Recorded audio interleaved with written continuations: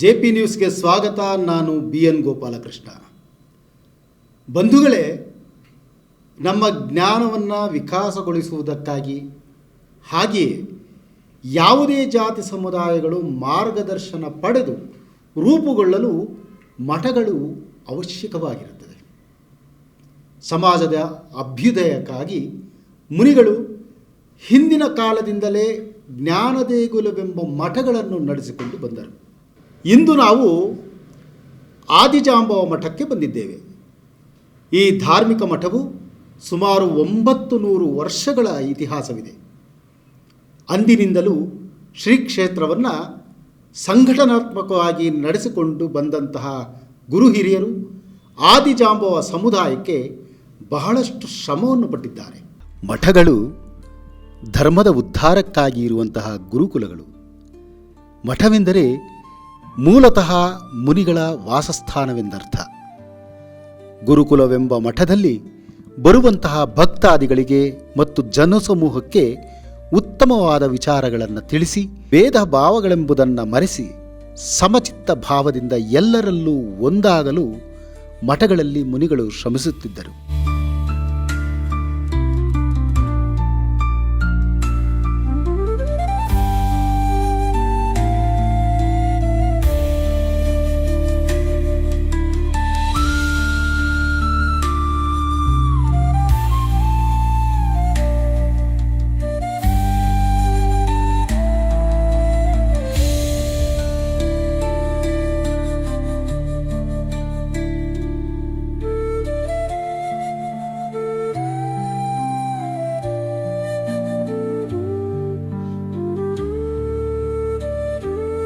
ಸಾಮಾಜಿಕ ಬದಲಾವಣೆಗಳ ಮಾರ್ಗದರ್ಶನ ಮಾಡುತ್ತಿದ್ದರು. ಹಾಗೆಯೇ ಅಲ್ಲಿಗೆ ಬರುತ್ತಿದ್ದ ಭಕ್ತಾದಿಗಳು ಗುರುಗಳ ಬೋಧನೆಯಿಂದ ಸುಜ್ಞಾನವನ್ನು ಪಡೆದು ಸಂಪ್ರೀತರಾಗುತ್ತಿದ್ದರು.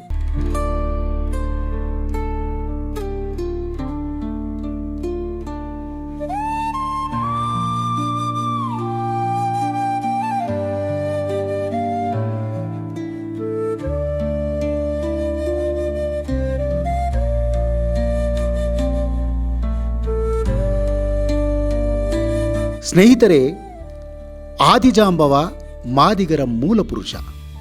ಮಾದಿಗ ಎಂದರೆ ಯಾರು? ಆ ಹೆಸರು ಹೇಗೆ ಬಂತು ಎಂದು ಹೇಳುವುದಾದರೆ, ಆದಿಜಾಂಬವರು ರಾಮಾಯಣ ಮತ್ತು ಮಹಾಭಾರತದ ಇತಿಹಾಸದಲ್ಲಿ ಕಂಡುಬಂದವರು. ಆದಿಪುರುಷನಾದ್ದರಿಂದ ಮಹಾ ಆದಿಗ ಎಂದು ಕರೆಯಲ್ಪಡುತ್ತಿದ್ದರು. ಇವರನ್ನು ಆದಿತಾತ, ತಾತಜಾಂಬವ ಅಥವಾ ಮಹಾ ಆದಿಗ ಎಂದು ಕರೆಯುತ್ತಾರೆ. ಮಹಾ ಆದಿಗ ಎಂದು ಕರೆಯುವ ಬಾಯಲ್ಲಿ ಬರಬರುತ್ತಾ ಮಾದಿಗ ಎಂಬ ಪದಬಳಕೆಯಾಯಿತು. ಅಂತೆಯೇ ಅವರ ಸಂತತಿಯವರು ಮಾದಿಗರಾಗಿ ನಾಮಾಂಕಿತರಾಗಿದ್ದಾರೆ.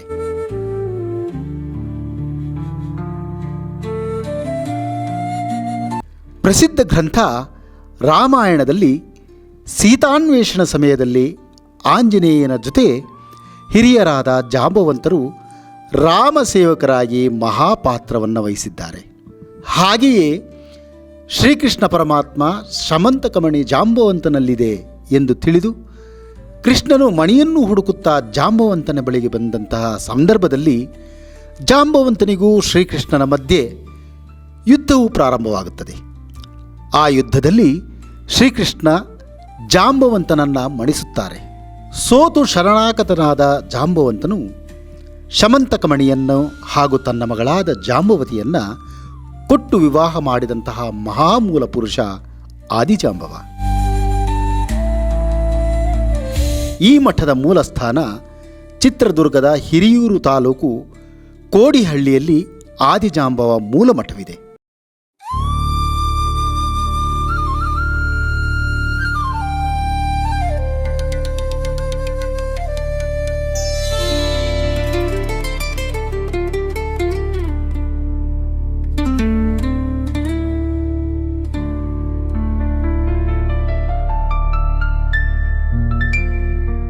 ಚಿತ್ರದುರ್ಗ ಜಿಲ್ಲೆ ಹಿರಿಯೂರು ತಾಲ್ಲೂಕು ಕೋಡಿಹಳ್ಳಿ ಆದಿಜಾಂಬವ ಮಠ ಶಿವಮುನಿ ಸ್ವಾಮೀಜಿ, ರುದ್ರಾಕ್ಷಮುನಿ ಸ್ವಾಮೀಜಿಯವರ ಪುತ್ರರು. ಇದು ಸಾವಿರಾರು ವರ್ಷಗಳಿಂದ ನಡೆದು ಬಂದಂಥ ಈ ಒಂದು ಮಠ ಪೂರ್ವಾಪರದಿಂದ ತುಂಬ ಪ್ರಾಚೀನ ಕಾಲದಿಂದ ಇದು ಸಮಾಜದ ಒಂದು ಸೇವೆ ಮಾಡ್ಕೊಂಡು ಎಲ್ಲ ಸಮುದಾಯದ ಸೇವೆ ಮಾಡ್ಕೊಂಡು ಜನಾಂಗದ ಸ್ಥಿತಿಗತಿಗಳನ್ನೆಲ್ಲ ಅವರಿಗೆ ಒಂದು ಅಭಿವೃದ್ಧಿಯ ಬಗ್ಗೆ ಅವರ ಏಳಿಗೆ ಬಗ್ಗೆ ಸಾಕಷ್ಟು ಪ್ರವಾಸ ಮಾಡಿ ಈ ಕಾರ್ಯಗಳನ್ನ ನಮ್ಮ ಎಲ್ಲ ಸಮಾಜದ ಎಲ್ಲ ನಮ್ಮ ಪೂರ್ವ ಸ್ವಾಮೀಜಿಗಳೆಲ್ಲ ಮಾಡ್ಕೊಂಡು ಬಂದಿದ್ದಾರೆ. ಈ ವಿಚಾರದಲ್ಲಿ ಶ್ರಾವಣದಲ್ಲಿ ಒಂದು ವಿಶೇಷ ಕಾರ್ಯಕ್ರಮ ಇದೆ. ಶ್ರಾವಣದಲ್ಲಿ ಒಂದು ವಿಶೇಷ ಕಾರ್ಯಕ್ರಮದಲ್ಲಿ ಮತ್ತೆ ನಾವು ಸಾಕಷ್ಟು ಇಲ್ಲಿ ಕಾರ್ಯಕಲಾಪಗಳು ಮಾಡ್ತಾಯಿದ್ದೀವಿ. ಮುಂದಿನ ದಿನಗಳಲ್ಲಿ ಇನ್ನೂ ಹೆಚ್ಚಿನ ಒಂದು ಕಾರ್ಯಕ್ರಮ ಮಾಡ್ಕೊಂಡು ಒಂದು ಸಮುದಾಯಕ್ಕೆ ಕೊಡುಗೆ ಕೊಡಬೇಕಂತ ಇದೆ. ಅದರಿಂದ ನಮ್ಮ ಹೆಸರು ಶಿವಮುನಿ ದೇಶಿಕೇಂದ್ರ ಸ್ವಾಮೀಜಿ, ರುದ್ರಾಕ್ಷಮುನಿ ಸ್ವಾಮೀಜಿಯವರ ಮಕ್ಕಳು. ಅದಕ್ಕೋಸ್ಕರ ಎಲ್ಲ ಸಮಾಜ ಸಹ ಈ ಒಂದು ಮಠಕ್ಕೆ ಸೇವೆ ಸಲ್ಲಿಸ್ತಿದ್ದಾರೆ. ಹೀಗಾಗಿ ಈ ಒಂದು ಮಠದ ಅಭಿವೃದ್ಧಿಯಾಗಿ ಪ್ರಾಚೀನವಾಗಿ ಬಂದಿರತಕ್ಕಂಥ ಆದಿಜಾಂಬ ಮಠ ಇನ್ನೂ ಅಭಿವೃದ್ಧಿ ಆಗಲಿ ಅಂತೇಳಿ ತುಂಬು ಹೃದಯದಿಂದ ನಾವು ಶುಭ ಕೋರ್ತಾ ಇದ್ದೀವಿ. ಶ್ರಾವಣ ಮಾಸದಲ್ಲಿ ಶುಭವಾಗಲಿ. ಇಲ್ಲಿ ಶಿವಲಿಂಗವಾಗಿ ಶ್ರೀ ಆನಂದ ಮುನಿಸ್ವಾಮಿಯವರು ನೆಲೆಸಿದ್ದಾರೆ. ಈ ಮಠವು ಸ್ಥಾಪಿತವಾದದ್ದು ಕ್ರಿಸ್ತಶಕ 1139ರಲ್ಲಿ ಎಂದು ಉಲ್ಲೇಖಿತವಾಗಿದೆ.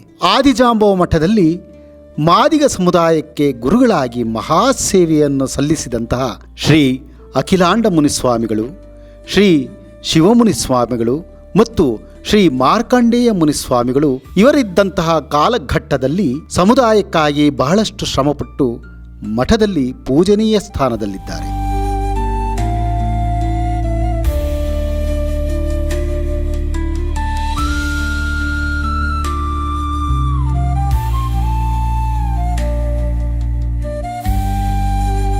ಚಿತ್ರದುರ್ಗ ಜಿಲ್ಲೆ ಹಿರಿಯೂರು ತಾಲ್ಲೂಕು ಕೋಡಿಹಳ್ಳಿ ಆದಿಜಾಂಬವ ಮಠ. ಮೂಲ ಆನಂದಮುನಿ ಸ್ವಾಮೀಜಿ ಐಕ್ಯವಾಗಿದ್ದಾರೆ. ಅದು ಅಲ್ಲಿ ಶಿವಲಿಂಗ ಗದ್ದಿಗೆ ನಿತ್ಯ ಪೂಜಾ ಕೈಂಕಾರ್ಯಗಳು. ಅವರ ನಂತರ ಅಖಿಲಾಂಡ ಮುನಿ ಸ್ವಾಮೀಜಿ ಈ ಗದ್ದಿಗೆ, ಇದು ಅಖಿಲಾಂಡ ಮುನಿ ಸ್ವಾಮಿ ಗದ್ದಿಗೆ. ಇವರು ಸಾಕಷ್ಟು ವರ್ಷ ಸಮಾಜ ಸೇವೆ ಮಾಡಿ, ಜನಾಂಗ ಸೇವೆ ಮಾಡಿ ಈ ಮಠಕ್ಕೆ ಸಾಕಷ್ಟು ಹೋರಾಟ ಮಾಡಿ ಈ ಮಠಕ್ಕೆ ತಂದಿರತಕ್ಕಂಥರಲ್ಲಿ ಪ್ರಮುಖ ವ್ಯಕ್ತಿಗಳಲ್ಲಿ ಅಖಿಲಾಂಡ ಮುನಿ ಸ್ವಾಮಿ. ಇವರ ತರುವಾಯ ಇವರ ನಂತರ ಶಿವಮುನಿ ದೇಶಿಕೇಂದ್ರ ಸ್ವಾಮೀಜಿ, ಶಿವಮುನಿ ದೇಶಿಕೇಂದ್ರ ಸ್ವಾಮೀಜಿ. ಇವರ ನಂತರ ರುದ್ರಾಕ್ಷಮುನಿ ದೇಶಿಕೇಂದ್ರ ಸ್ವಾಮೀಜಿ, ಅದು ಹಿರಿಯೂರಿನಲ್ಲಿ ಗದ್ದಿಗೆ ಇದೆ. ರುದ್ರಾಕ್ಷಮುನಿ ಸ್ವಾಮೀಜಿ ನಂತರ ಮಾರ್ಕಾಂಡ ಮುನಿ ಸ್ವಾಮೀಜಿ ಗದ್ದಿಗೆ. ಇದು ಮಾರ್ಕಾಂಡ ಮುನಿ ಸ್ವಾಮಿ ಗದ್ದಿಗೆ. ಇವರು ಸಹ ಸಾಕಷ್ಟು ಸಮಾಜದ ಸಂಘಟನೆಯಿಂದ ಸಾಕಷ್ಟು ಸೇವೆ ಮಾಡಿ ರಾಜ್ಯಾದ್ಯಂತ ಹೋರಾಟ ಮಾಡಿ ಸಂಘಟನೆ ಮಾಡಿ ಈ ಮಟ್ಟಕ್ಕೆ ತಂದಿರತಕ್ಕಂಥವ್ರು. ನಮ್ಮದು ಗುರು ಪರಂಪರೆ, ಪೂರ್ವಾಪರದಿಂದ ಗುರು ಪರಂಪರೆ. ಮುಖ್ಯವಾಗಿ ಶ್ರೀಶೈಲದಿಂದ ವಿಜಯವಾಡದಿಂದ ಕಡಪದಿಂದ ನೆಲಮಂಗಲದ ಕೋಡಿಹಳ್ಳಿ ಪಂಚಪೀಠಗಳು ನಮ್ಮವು ಸಹ 5 ಮಠಗಳಲ್ಲಿ ಮುಖ್ಯವಾಗಿ ಕಾರ್ಯನಿರ್ವಹಿಸ್ತಕ್ಕಂಥದ್ದು ಕೋಡಿಹಳ್ಳಿ ಪಂಚಪೀಠಗಳಲ್ಲಿ ಪ್ರಮುಖವಾಗಿ ಕಾರ್ಯನಿರ್ವಹಿಸ್ತಕ್ಕಂಥ. ನೆಲಮಂಗಲದಲ್ಲಿ ಮಠ ಇದೆ, ನಮ್ಮ ಸಮಾಜದ ಮುಖಂಡರು ಅದರ ಕಾರ್ಯನಿರ್ವಹಿಸ್ತಾ ಇದ್ದಾರೆ, ಅದರ ಒಂದು ಆಗುಹೋಗುಗಳೆಲ್ಲ ಕೈಂಕಾರ್ಯ ಮಾಡ್ತಾ ಇದ್ದಾರೆ. ಆದರೆ ಧಾರ್ಮಿಕವಾಗಿ ವಿಧಿವಿಧಾನಾಗಿ ಗುರು ಪೀಠ ಇಟ್ಕೊಂಡು ಕೆಲಸ ಮಾಡ್ತಾ ಇರೋದು ಕೋಡಿಹಳ್ಳಿ ಆದಿಜಾಂಬವ ಮಠನೇ. ಇದರ ಶಾಖಾ ಮಠ ಹಿರಿಯೂರಲ್ಲಿದೆ. ಅಲ್ಲಿ ಹೈಸ್ಕೂಲ್ ಮಾಡಿದ್ದೀವಿ ಮತ್ತು ವಿದ್ಯಾರ್ಥಿ ನಿಲಯ ಛತ್ರ ಎಲ್ಲ ಕಟ್ಟಿಸಿದ್ವಿ. ಅಲ್ಲಿ ನಮ್ಮ ರುದ್ರಾಕ್ಷಮುನಿ ಸ್ವಾಮಿಗಳ ಗದ್ದಿಗೆ ಸಹ ಇದೆ. ಹೀಗಾಗಿ ಇನ್ನೂ ಹಲವಾರು ಅಭಿವೃದ್ಧಿ ಆಗಬೇಕಾಗ್ತಾಯಿದೆ. ನಮ್ಮ ಗುರು ಪರಂಪರೆ ಇದು ಶಾಶ್ವತವಾದ ಹೇಳ್ಬೇಕು ಅಂತಂದರೆ ಸಾವಿರಾರು ವರ್ಷಗಳ ಇತಿಹಾಸ ಇದೆ. ಯಾವುದೇ ಒಂದು ಸಹಕಾರ ಇಲ್ಲದಲೇ ಇದೊಂದು ಸಮಾಜದ ಮತ್ತು ಭಕ್ತರ ಒಂದು ದೇಣಿಗೆಯಿಂದ ಇಷ್ಟೆಲ್ಲ ಮಾಡ್ತಾಯಿದ್ವಿ. ಇಂದಲ್ಲ ನಾಳೆ ಸರ್ಕಾರ ಸಹ ಕೈ ಜೋಡಿಸುತ್ತೆ. ಸಾಕಷ್ಟು ನಮಗೆ ಬೆಳವಣಿಗೆ ಮಾಡ್ಬೇಕಂತ ಇದ್ದೀವಿ. ಇನ್ನೂ ಹಲವಾರು ಇನ್ಸ್ಟಿಟ್ಯೂಷನ್ಸ್ ಮಾಡ್ಬೇಕಂತ ಇದ್ದೀವಿ, ತರಬೇತಿ ಕೇಂದ್ರಗಳು ಮಾಡ್ಬೇಕಂತ ಇದ್ದೀವಿ. ಇಲ್ಲೂ ಸಹ ಕೋಡಿಹಳ್ಳಿಯಲ್ಲಿ ಒಂದು ಇನ್ಸ್ಟಿಟ್ಯೂಷನ್ ಮಾಡ್ಬೇಕಂತ ಇದ್ದೀವಿ. ಅದಕ್ಕೋಸ್ಕರ ಮುಂದಿನ ದಿನಮಾನಗಳಲ್ಲಿ ಈ ಒಂದು ಕಾರ್ಯಕ್ಕೆ ನಮ್ಮ ಸರ್ಕಾರಕ್ಕೆ ಒಂದು ಮನವಿ ಪಟ್ಕೊಂಡು ಎಲ್ಲ ಸಮುದಾಯದ ನಾವು ಜೊತೆಗೂಡಿ ನಮ್ಮ ಜನಾಂಗದರಲ್ಲಿ ಸೇರಿ ಈ ಒಂದು ಕಾರ್ಯಕ್ರಮ ಮಾಡ್ಬೇಕಂತ ಇದ್ದೀವಿ. ಈಗ ಮಠವನ್ನು ಮುಂದುವರಿಸುತ್ತಿರುವಂತಹ ಶ್ರೀ ಷಡಕ್ಷರ ಮುನಿಸ್ವಾಮಿ ದೇಶಿಕೇಂದ್ರ ಸ್ವಾಮಿಗಳು ಮತ್ತು ಶ್ರೀ ಗುರುಪ್ರಸಾದ್ ಸ್ವಾಮಿಗಳು ಪ್ರತಿದಿನ ಪೂಜೆ ಪುನಸ್ಕಾರಗಳನ್ನು ಸಮರ್ಪಿಸಿ ಆದಿಜಾಂಬವ ಮಠದ ಭಕ್ತರಿಗೆ ಮಾರ್ಗದರ್ಶನ ನೀಡುತ್ತಾ ನಡೆಸಿಕೊಂಡು ಹೋಗುತ್ತಿದ್ದಾರೆ.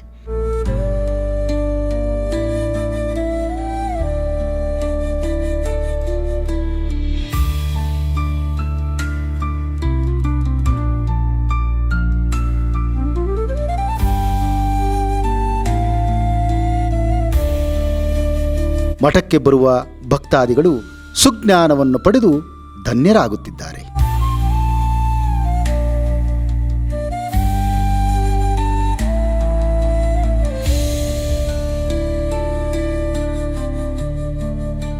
ಅಂತೆಯೇ ಹಿರಿಯೂರಿನಲ್ಲಿ ಇರುವಂತಹ ಆದಿಜಾಂಬವ ಶಾಖಾ ಮಠವನ್ನು ಶ್ರೀ ಶಿವಮುನಿ ದೇಶಿಕೇಂದ್ರ ಸ್ವಾಮಿಗಳು ಮುಂದುವರಿಸಿಕೊಂಡು ಹೋಗುತ್ತಿದ್ದಾರೆ.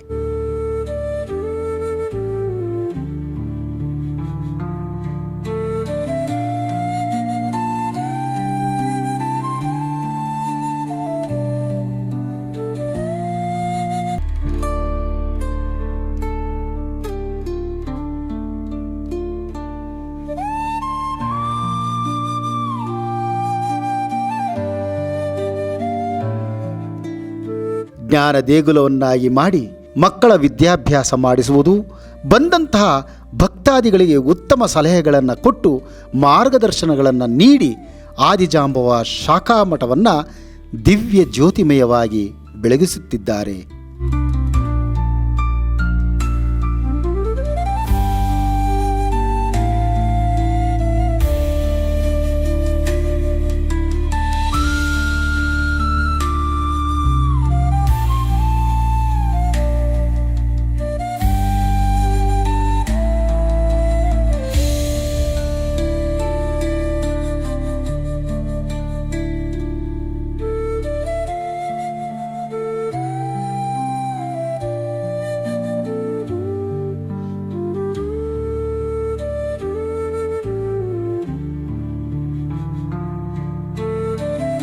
ಮಠಕ್ಕೆ ಆಗಮಿಸಿರುವಂತಹ ಮಠದ ಭಕ್ತಾದಿ ಹಾಗೂ ಅನುಯಾಯಿಗಳಾದಂತಹ ನಿವೃತ್ತ ಕೃಷಿ ಅಧಿಕಾರಿ ಪಾತಲಿಂಗಯ್ಯನವರು ಮಠದ ಬಗ್ಗೆ ಏನು ಹೇಳ್ತಾರೆ ಎಂಬುದನ್ನು ಅವರಿಂದಲೇ ತಿಳ್ಕೊಳ್ಳೋಣ ಬನ್ನಿ.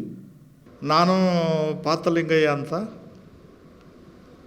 ನಿವೃತ್ತ ಕೃಷಿ ಅಧಿಕಾರಿ, ಕೂಡ್ಲಹಳ್ಳಿ. ನಾನು ಬಹಳ ವರ್ಷಗಳಿಂದ ಅನೇಕ ಸಾರಿ ಮಠಕ್ಕೆ ಹೋಗ್ತಾ ಇದ್ದೆ. ಅವರ ನನಗೆ ಕಾಣಿಕೆ ಕೊಡಬೇಕು, ಇಂಥ ಕೆಲಸ ಮಾಡಿಕೊಡ್ಬೇಕು ಅಂತೇಳಿ ಯಾವುದೂ ತಪ್ಪದಂಗೆ ನನ್ನ ಕೈಲಾದ ಮಟ್ಟಿಗೆ ಮಾಡ್ಕೊಂತಲೇ ಬಂದೀನಿ. ನನಗಂತೂ ಮಠ ಎಷ್ಟು ಚೆನ್ನಾಗಿದೆ ಅಂತಂದರೆ, ಅನೇಕ ಸಭೆ ಸಮಾರಂಭಗಳು, ಮದುವೆಗಳು, ಲೋಕ ಕಲ್ಯಾಣಕ್ಕಾಗಿನ ಹಿಂದೆ ಇದ್ದಂಥ ಸ್ವಾಮೀಜಿಗಳು ಭಾಳಷ್ಟು ಶ್ರಮಿಸಿದರು. ಆಮೇಲೆ ರುದ್ರಾಕ್ಷಿಮುನಿ ಸ್ವಾಮೀಜಿಗಳು ನಮ್ಮೂರಿಗೆ ಬರ್ತಾಯಿದ್ರು. ಹಿಂದೆ ನಮ್ಮೂರಿಗೆ ಬಂದಾಗ ನಾನೇ ಅವರಿಗೆ ಊಟ, ವಸತಿ, ನೀರು ಪ್ರತಿಯೊಂದು ನಾನೇ ಕೊಡ್ತಾಯಿದ್ದೆ. ನಮ್ಮ ಮನೆಯಲ್ಲೇ ಮಲಗಿಸಿ ಅವರಿಗೆ ಬೆಳಿಗ್ಗೆ ಎದ್ದು ಮತ್ತೆ ಅವರಿಗೆ ಊಟ ಉಪಚಾರ ಎಲ್ಲ ಮಾಡಿಸಿ, ಅವ್ರ ಜೊತೆಗೆ ಜೋಳಿಗೆ ಹಿಡ್ಕೊಂಡು ಓಡಾಡಿ ಮನೆ ಮನೆಗೆ ಹೋಗಿ ಭಿಕ್ಷೆ ಪಾತ್ರೆ ಮಾಡಿಕೊಂಡು ಅವ್ರನ್ನ ಮತ್ತೆ ನಾನು ಅವ್ರ ಊರಿಗೆ ಕಳ್ಸೋಕ್ಕೆ ಪ್ರಯತ್ನ ಮಾಡ್ತಿದ್ದೆ. ಇದಿಷ್ಟು ನಾನು ಈ ಮಠಕ್ಕೆ ಸಲ್ಲಿಸಿದಂಥ ಸೇವೆ. ಸ್ವಾಮೀಜಿಗಳ ಪಾದಾರವಿಂದಗಳಿಗೆ ವಂದಿಸುತ್ತಾ, ಅವರ ಈ ಹೇಳಿಕೆಯನ್ನು ಸುದೀರ್ಘವಾಗಿ ನಮ್ಮ ಒಲಮಾದಿಗರ ಇತಿಹಾಸವನ್ನು ಸುದೀರ್ಘವಾಗಿ ಎಳೆಯಾಗಿ ಬಿಚ್ಚಿಟ್ಟು ಇಡೀ ನಮ್ಮ ಸಮಾಜದ, ಒಲಮಾದಿಗರ ಸಮಾಜದ ಇತಿಹಾಸವನ್ನು ತಿಳಿಸಿದರೆ ನನಗಂತೂ ಭಾಳ ಸಂತೋಷ ಆಯಿತು. ಎಲ್ಲೂ ಕೇಳಿರಲಿಲ್ಲ ಈ ಇತಿಹಾಸವನ್ನು. ಅಷ್ಟು ಚೆನ್ನಾಗಿ ಹೇಳಿಬಿಟ್ರು. ಇವತ್ತು ನನ್ನನ್ನು ಸಹ ಕರ್ಕೊಂಡು ಬಂದು ಇಲ್ಲಿ ಈ ಮಠದಲ್ಲಿ ನೀವು ಬರಬೇಕು, ಟಿ ವಿ ಚಾನಲ್ನಲ್ಲಿ ಬರ್ತಾರೆ, JP ಟಿ ವಿ ಚಾನಲ್ ಬರ್ತಾರೆ, ಬನ್ನಿ ನೀವು ಭಾಗವಹಿಸಿ ಅಂತ ಕರ್ಕೊಂಡು ಬಂದರು. ಇವತ್ತು ಭಾಳ ಸಂತೋಷ ಆಯ್ತು ನನಗೆ. ಇಲ್ಲಂತೂ ನನಗಂತೂ ಸ್ವಾಮೀಜಿಗಳು ಇಷ್ಟೊಂದು ತಿಳ್ಕೊಂಡಿದ್ದಾರೆ ಅಂತ ನಾನು ಅಂದ್ಕೊಂಡಿರಲಿಲ್ಲ. ಇಡೀ ಇತಿಹಾಸವನ್ನು ಹೇಳಿ ನಮಗೆ ದಿಗ್ಭ್ರಮೆ ಮಾಡಿಸಿದರು. ಕೋಡಿಹಳ್ಳಿ ಆದಿಜಾಂಬವ ಮಠದ ಬಗ್ಗೆ ಮಾಹಿತಿಯನ್ನು ನೀಡ್ತಾರೆ ಶ್ರೀ ಶಿವಮುನಿ ದೇಶಿಕೇಂದ್ರ ಸ್ವಾಮಿಗಳು. ಚಿತ್ರದುರ್ಗ ಜಿಲ್ಲೆ ಹಿರಿಯೂರು ತಾಲೂಕಿನ ಕೋಡಿಹಳ್ಳಿ ಆದಿಜಾಂಬವ ಮಠ. ಇದು ಪೂರ್ವದಲ್ಲಿ ಸುಮಾರು 800,000 ವರ್ಷಗಳ ಹಿಂದೆ ನಿರ್ಮಾಣ ಆಗಿರತಕ್ಕಂಥ ಆದಿಜಾಂಬವ ಮಠ ಕೋಡಿಹಳ್ಳಿ. ಆ ಮಠದ ಪೀಠಾಧೀಶ್ವರರಾದ ದಿವಂಗತ ಜಗದ್ಗುರು ರುದ್ರಾಕ್ಷಿಮುನಿ ಸ್ವಾಮೀಜಿಯವರು ಸಾಕಷ್ಟು ಸೇವೆ ಮಾಡಿದರು. ಅದಕ್ಕಿಂತ ಹಿಂದೆ ನೂರಾರು ವರ್ಷಗಳ ಹಿಂದೆ ರಾಜ ಮಹಾರಾಜರ ಕಾಲದಲ್ಲಿ ಶ್ರೀಶೈಲದಲ್ಲಿ ನಮ್ಮ ಪೂರ್ವಿಕರು ವಾಸ ಮಾಡ್ತಾಯಿದ್ರು. ಆದಿಜಾಂಬವ ಮುನಿ ವಂಶಸ್ಥರು ಪೂರ್ವಿಕರು ಶ್ರೀಶೈಲದಲ್ಲಿ ವಾಸ ಮಾಡ್ತಾಯಿದ್ರು. ಶ್ರೀಶೈಲದಲ್ಲಿ ವಾಸ ಮಾಡುವಾಗ ಅವರು ಮುನಿ ವಂಶ ಅಂದರೆ ಮುನಿಯ ಗುರುಗಳು ಅಂದರೆ ಯಾವಾಗಲೂ ಸಂಚಾರ ಮಾಡ್ಕೊಂಬರ್ತಾರದು, ಹಳ್ಳಿಗಳ ಮೇಲೆ ಎಲ್ಲ ಊರುಗಳ ಮೇಲೆ ಸಂಚಾರ. ಅದೇ ರೀತಿ ಸಂಚಾರ ಮಾಡ್ಕೊಂಡು ಶ್ರೀಶೈಲದಿಂದ ವಿಜಯವಾಡಕ್ಕೆ ಬಂದರು. ಅವರು ಆಗ ಅವ್ರನ್ನ ಒಂದು 4 ಜನ ಅವ್ರನ್ನ ಮ್ಯಾನ ಒತ್ಕೊಂಡು ಅವ್ರನ್ನ 4 ಜನ ಒಂದು ಊರಿಂದಿಗೆ ಅವ್ರನ್ನ ಬಿಟ್ಟು ಕರ್ಕೊಂಡು ಹೋಗ್ತಾ ಇರೋದು 4 ಜನ. ಆಗ ಅಲ್ಲಿ ಆ ಊರಲ್ಲಿ ನನಗೆ ಇಲ್ಲಿ ತಂಗಬೇಕು ಅಂತಂದರೆ ಅಲ್ಲಿ ಅವ್ರನ್ನ ಅಲ್ಲಿ ಬಿಟ್ಬಿಟ್ಟು ಆನಂತರ ಅವ್ರ ಸ್ವಾಮಿಗಳು ಬಂದಂಥ ಅಲ್ಲಿ ಆ ಊರಿನ ಮುಖಂಡರನ್ನು ಕರೆಸಿ ಅವ್ರಿಗೊಂದು ತಿಳುವಳಿಕೆ ಮತ್ತು ಪ್ರವಚನ ಅವ್ರಿಗೊಂದು ಒಳ್ಳೆಯ ಜ್ಞಾನ ಬುದ್ಧಿ ಹೇಳಿ ಅಲ್ಲಿಂದ ಸಾಕಷ್ಟು ವರ್ಷ ಅವರು ಪ್ರವಾಸ ಮಾಡಿ ಅಲ್ಲಿಂದ ವಿಜಯವಾಡದಿಂದ ಕಡಪಕ್ಕೆ ಬಂದರು. ಆಂಧ್ರ ಪ್ರದೇಶ ಕಡಪಕ್ಕೆ ಬಂದು ಅಲ್ಲಿ ಸಾಕಷ್ಟು ಅಲ್ಲಿ ಸೇವೆ ಸಲ್ಲಿಸಿ ಬರುವಾಗ ಕಡಪದಿಂದ ನಿರ್ಗಮಿಸಬೇಕಾದ್ರೆ ಒಂದು ಅರಮನೆ, ದಿವಾನರ ಒಂದು ಅರಮನೆ ಮುಂಭಾಗ ಹೋಗುವಾಗ ಆ ಅರಮನೆ ಒಂದು ಮಹಾದ್ವಾರಕ್ಕೆ ನಮಸ್ಕಾರ ಮಾಡಿ ಹೋಗ್ಬೇಕು. ಒಂದು ತಲೆ ಬಗ್ಗಿಸಿ ನಮಸ್ಕಾರ ಮಾಡಿ ಸಲಾಂ ಕೊಟ್ಟು ಹೋಗ್ಬೇಕು. ಅದು ಆ ಪ್ರಾಂತ್ಯದ ಆ ರಾಜರ ಒಂದು ಪದ್ಧತಿ. ಅದು ಎಲ್ಲರೂ ಹೋಗೋರು ಬರೋರು ಆ ಒಂದು ಏನು ಗೇಟಿಗಿದೆ ಮಹದ್ವಾರಕ್ಕೆ ಆ ಒಂದು ಸಲಾಂ ಕೊಟ್ಟು ನಮಸ್ಕಾರ ಮಾಡಿ ಬರ್ಬೇಕಾಗಿತ್ತು. ಇದನ್ನು ನಮ್ಮ ಸ್ವಾಮಿಗಳಿಗೆ 4 ಜನ ಒತ್ಕೊಂಡು ಅವ್ರನ್ನ ಬರಬೇಕಾದ್ರೆ ಆ ಗೇಟಿನ ಮುಂಭಾಗ ಆ ಒಂದು ಅರಮನೆ ಮುಂಭಾಗ ಬರುವಾಗ ಇಲ್ಲಿ ಕಡಪದಲ್ಲಿ 4 ಜನ ಒತ್ಕೊಂಡಂಥವ್ರು ಆ ಗೇಟಿಗೆ ಆ ಒಂದು ಮಹದ್ವಾರಕ್ಕೆ ಸಲಾಂ ಕೊಟ್ಟರು, ನಮಸ್ಕಾರ ಮಾಡಿದ್ರು. ಮೇಲ್ಗಡೆ ಕೂತಿರ್ತಕ್ಕಂಥ ಸ್ವಾಮೀಜಿ ಸಲಾಂ ಕೊಡಲಿಲ್ಲ, ನಮಸ್ಕಾರ ಮಾಡಲಿಲ್ಲ. ಅಲ್ಲಿ ಗೇಟಲ್ಲಿರ್ತಕ್ಕಂಥ ಸೈನಿಕರು ನಿಲ್ಲಿಸಿ ನಿಮ್ಮ ಎಲ್ಲಿ ಹೋಗ್ತಾಯಿದ್ದೀರಾ, ನೀವು ಯಾರು? ನಾವು ಜಾಂಬೂ ಮುನಿಗಳು, ನಾವು ಹೋಗ್ತಾಯಿದ್ದೀವಿ ಪ್ರವಾಸ. ಸರಿ, ನಿಮ್ಮ ಸೇವಕರು 4 ಜನ ನಮಸ್ಕಾರ ಮಾಡಿದರು, ನೀವು ಯಾಕೆ ಮಾಡಲಿಲ್ಲ? ಇಲ್ಲಪ್ಪ ನಾನು ಮಾಡಲ್ಲ. ಇಲ್ಲ, ನೀವು ಮಾಡಲೇಬೇಕು. 4 ಜನ ಸೇವಕರು ಮಾಡಿದ್ಮೇಲೆ ನೀವು ಯಾಕೆ ಮಾಡಲಿಲ್ಲ? ಇಲ್ಲ, ನಾನು ಮಾಡಲ್ಲ. ಅದು ನಾವು ಮೊದಲಿಂದ ಯಾರಿಗೂ ಮಾಡಲ್ಲಪ್ಪ, ನಾವು ನಮಸ್ಕಾರ ಮಾಡಲ್ಲ. ಹೌದಾ, ಸರಿ, ಹಂಗಿದ್ಮೇಲೆ ನೀವು ಈ ಊರು ಬಿಟ್ಟು ಹೋಗಂಗಿಲ್ಲ. ಯಾಕಪ್ಪ ನಮ್ಮನ್ನು ತಡಿತೀಯಾ? ಇಲ್ಲ, ಈ ರಾಜನಿಗೆ ಅವಮಾನ ಆಗುತ್ತೆ, ಈ ಪ್ರಾಂತ್ಯಕ್ಕೆ ಅವಮಾನ ಆಗುತ್ತೆ, ನೀವು ಸಲಾಂ ಕೊಟ್ಟು ಹೋಗ್ಬೇಕು. ಈ ಚರ್ಚೆ ಮಾತಾಡ್ತಾ ರಾಜನಿಗೆ ವಿಷಯ ಗೊತ್ತಾಗುತ್ತೆ. ರಾಜ ಬಂದ್ಬಿಟ್ಟ, ಸ್ವಾಮಿ ನೀವು ಯಾವ ಊರು? ನಮ್ಮದು ಆಂಧ್ರ ಪ್ರದೇಶದಲ್ಲಿ ನಾವು ಶ್ರೀಶೈಲದಿಂದ ಬಂದು ಹಿಂಗೆ ಪ್ರವಾಸ ಬಂದಿದ್ವಿ. ಸ್ವಾಮಿ ಈ ಪದ್ಧತಿ ಇದೆ, ಅದು ನಮಸ್ಕಾರ ಕೊಟ್ಟು ಹೋಗ್ಬಿಡಿ. ಇಲ್ಲ, ನಾವು ಯಾವತ್ತೂ ನಮಸ್ಕಾರ ಮಾಡಿಲ್ಲ, ನಾವು ಮಾಡೋದಿಲ್ಲ. ನಮ್ಮ ಪದ್ಧತಿ ನಮ್ಮ ಪದ್ಧತಿ ಹಿಂಗಿದೆ, ನಿಮ್ಮ ಪದ್ಧತಿ ನೀವು ನಡೆಸ್ಕೊಳ್ಳಿ, ನಮ್ಮ ಪದ್ಧತಿ ಪ್ರಕಾರ ನಾವು ಸಲಾಂ ಕೊಡಲ್ಲ ಅಂದರೆ ನಾವು ಬಿಡಲ್ಲ, ನಿಮಗೆ ಶಿಕ್ಷೆ ಕೊಡ್ತೀವಿ, ಶಿಕ್ಷೆ ಕೊಟ್ಟರೆ ನಾವು ಅನುಭವಿಸ್ತೀವಿ ಅಂತ ಅಂದ್ಬಿಟ್ರು.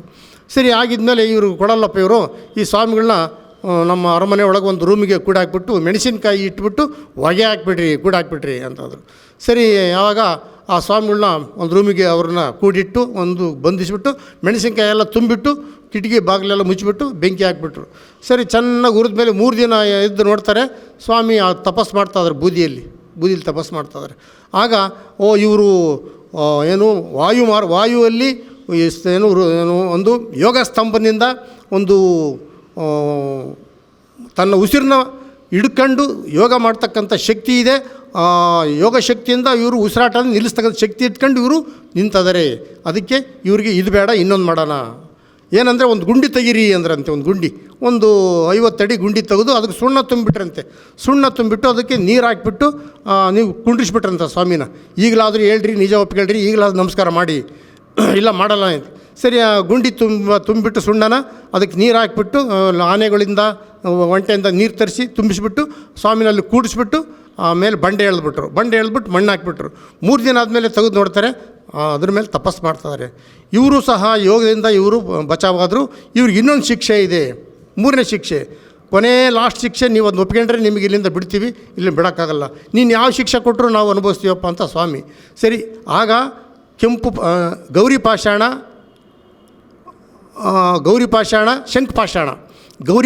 ಶಂಖುಪಾಷಾಣ ಅವಾಗ ಭಾಳ ಪಾಯ್ಸನ್, ಭಾಳ ಮಹಾಕಾರ್ಕೋಟಕ ವಿಷ.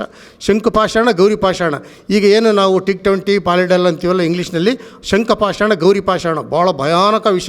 ಅದು ರಾಜ ಮಹಾರಾಜರ ಕಾಲದಲ್ಲಿ. ಅದನ್ನು ಒಂದು ಲೋಟದಲ್ಲಿ ತಂದು ಕುಡಿಸ್ಬಿಟ್ರಂತೆ ಸ್ವಾಮೀಜಿ. ಕುಡಿಸ್ಬಿಟ್ಟು ಒಂದು ರೂಮ್ಗೆ ಹಾಕ್ಬಿಟ್ರು.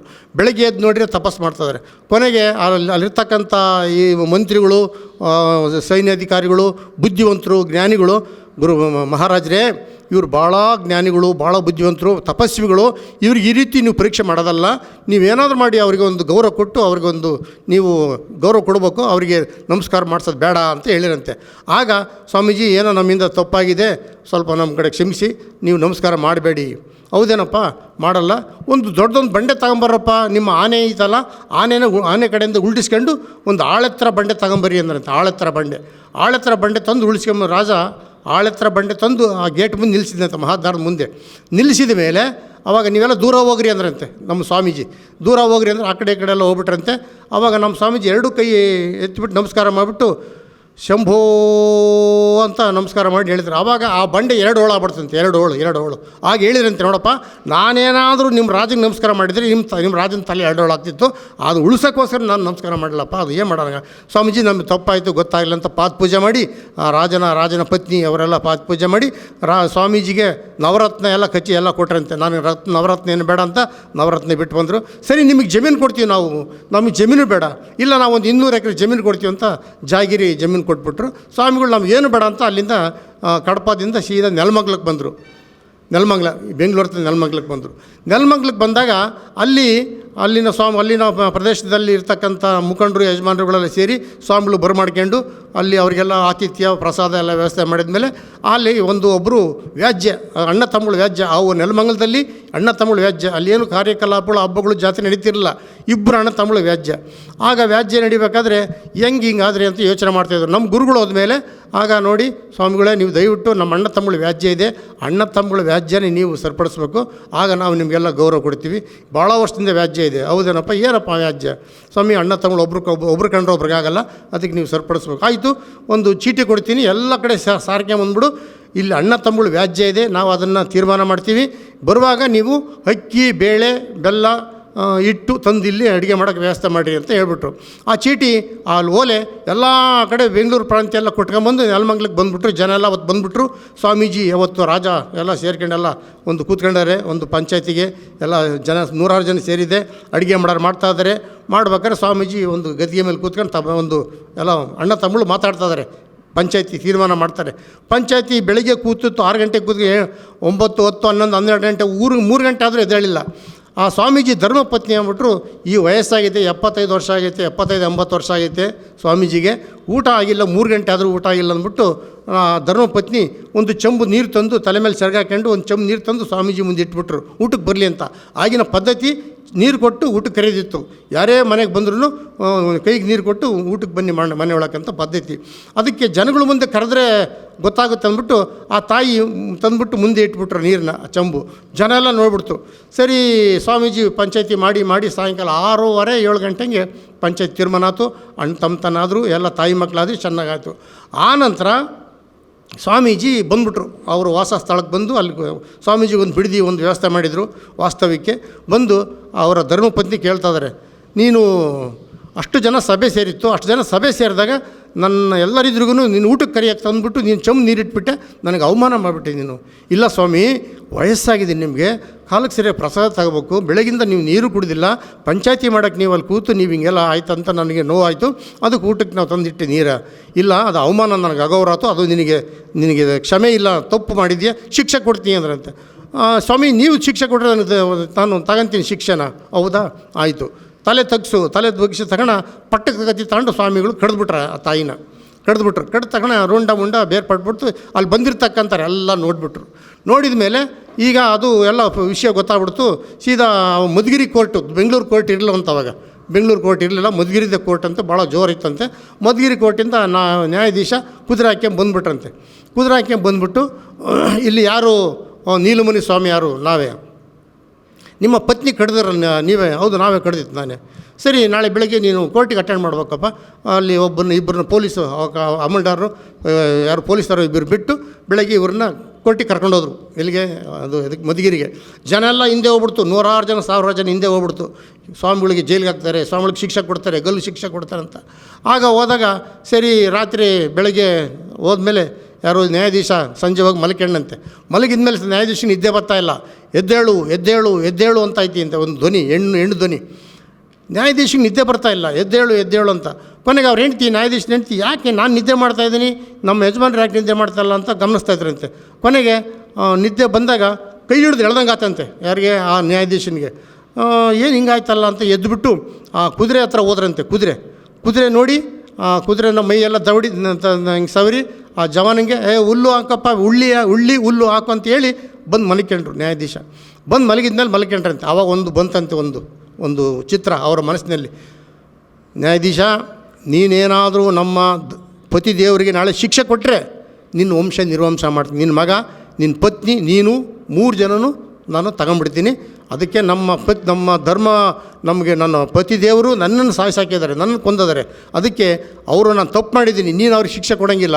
ಏನಾದರೂ ಶಿಕ್ಷೆ ಕೊಟ್ಟರೆ ನಿನಗೊಂದು ತೋರಿಸಿದ್ದೀನಿ. ಈಗ ನಿನ್ನ ಕುದುರೆ ಲಾಯ ಹೋಗಿ ನೋಡು ಗೊತ್ತಾಗುತ್ತೆ.